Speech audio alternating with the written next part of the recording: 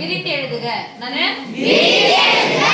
x plus 5 into x plus 6 into x plus 4. x plus 5 into x plus 6 into x plus 4. நான் என்ன பண்றேன்? Train வேகத்துல போறேன். நீங்க என்ன பண்றீங்க? ஆட்டோ வேகத்துல வரீங்க. சரிமா.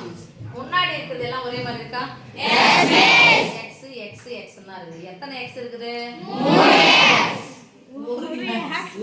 நான் எத்தனை x கியூப் இருக்குன்னு கேட்டேன். சரி, இது எல்லாத்தையும் என்ன பண்ண போறோம்? பெருக்க போறோம்.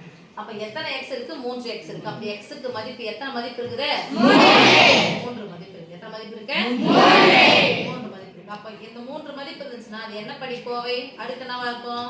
1 இருக்குமா? அப்ப என்ன படி கோவை? முப்படி கோவை. என்ன படி கோவை? முப்படி கோவை. முப்படி கோவை. இப்போ இத விரிச்சு எழுத போறோம். அந்த கோவையை நம்ம கண்டுபிடிக்க போறோம். சரியா சாமி? இது மாதிரி முதல்ல வந்துச்சுன்னா ஒரு x வந்துச்சுன்னா ரொம்ப ஈஸியா இருக்கும். 2x வந்தாலும் ஒன்றும் பிரச்சனை இல்லை. 2x எடுத்து பெருக்குவோம். இப்போ இது மாதிரி போட்டோம்னா ஃபர்ஸ்ட் ஒரு முக்கோணம் போட்டுருவோம். எத்தனை உறுப்புகள் இருக்கு? 1 2 3. அந்த நம்பர் தனித்தனியா எழுதுங்க. 5 6 4. ரொம்ப முக்கியம். எல்லாமே என்னவா இருக்கு? பிளஸ்ஸா இருக்கு. சோ முப்படி கோவை அப்படினு சொன்னா எப்படி இருக்கும்? x இன் அடுக்கு 3 x இன் அடுக்கு 3. எல்லாமே பிளஸ்ஸா இருக்குனா என்னதான் வர போகுது? பிளஸ். அடுத்து x இன் அடுக்கு 2. அடுத்து எல்லாமே பிளஸ்ஸா இருக்குனா என்னதான் வர போகுது? பிளஸ். அடுத்து x இன் அடுக்கு 1. பிளஸ் என்ன வரும்? நான் உறுப்பு தனி உறுப்பு. அரவிந்த் மட்டும் தான் சொல்றாரு தனி உறுப்பு. நான் உறுப்பு சாமி தனி உறுப்பு. எப்படி ஈஸியா போறது அப்படின்னா ஃபார்முலாவே இல்லல அப்படினா கூட இது எப்படி ஈஸியா போறது சொல்லி தரேன். கவனிச்சுக்கோங்க.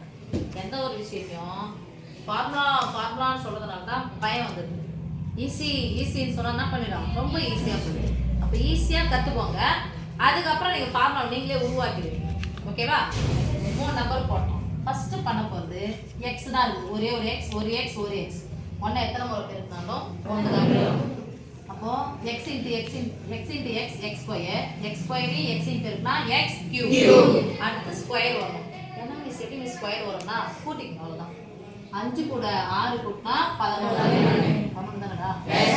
3 கூட 4 கூட்டினா 15. முடிஞ்சிச்சு சாமி அவ்வளவுதான். 15 x ஸ்கொயர். இதெல்லாம் ஃபர்ஸ்ட் வந்து இந்த முதல்ல இருக்கிறத மட்டும் பெருக்கி போடுவோம். முதல்ல இருக்கிறத மட்டும் பெருக்கி போடுவோம். x into x x square x square x பெருக்கினா x கியூப். அப்ப கடைசில வேணா நம்ம போட்டுக்கலாம். x கியூப் x ன் அடுக்கு 2 x ன் அடுக்கு 1 தனி உறுப்பு வரும்ல. அப்ப தனி உறுப்புனா நான் எல்லாத்தையும் பெருக்க போறோம். கடைசி உறுப்பு என்னங்க? 5 6 4. ஃபர்ஸ்ட் 3த்தையும் பெருக்கி போடுங்க. அதுக்கு அப்புறம் கடைசி உறுப்பு இந்த 3த்தையும் பெருக்கி போடுங்க. 5 30. 30 கூட எதை பெருக்கணும்? 4. 30 நாள் எவ்வளவு வந்துரும்? 3 12 20. அப்ப ஆன்சர் என்னது? 120. ஃபர்ஸ்ட் இருக்கிறத பெருக்கி முன்னாடி போட்டு சாமி. அதுக்கு அப்புறம் பின்னாடி இருக்க உறுப்புகளை பெருக்கி இங்க போட்டாச்சு. இப்போ நடுவுல இருக்கிற 2 உறுப்புகளுக்கு தான் நமக்கு இருக்கு. முதல்ல இருக்கிற உறுப்பு எல்லாத்தையும் கூட்டி x ஸ்கொயர் போட்டுறோம். அதுக்கு அப்புறம் முதல்ல கூட்டினா அப்புறம் என்ன பண்ணலாம்? ரொம்ப ஸ்லோவா சொல்றேன் சாமி. அடுத்த முறை பெருக்கணும். என்னென்ன பெருக்கணும்? இதையும் பெருக்கணும். இதையும் இந்த நம்பரை பெருங்க. 5 6 30. 30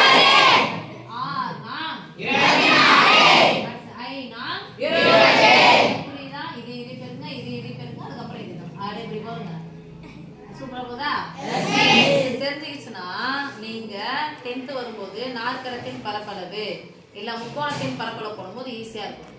சரியா? இப்போ எல்லாத்தையும் கூட்டிக்கலாமா? முதல்ல வெறுமனே கூட்டணும். 2வது உறுப்புக்கு 3வது உறுப்புக்கு பெருக்கி கூட்டணும். 3வது உறுப்புக்கு பெருக்கி கூட்டணும். அவ்வளவுதான். 20 20 சேர்ந்தா 40 40 30 சேர்ந்தா 70 70 ஒரு நாளா 74.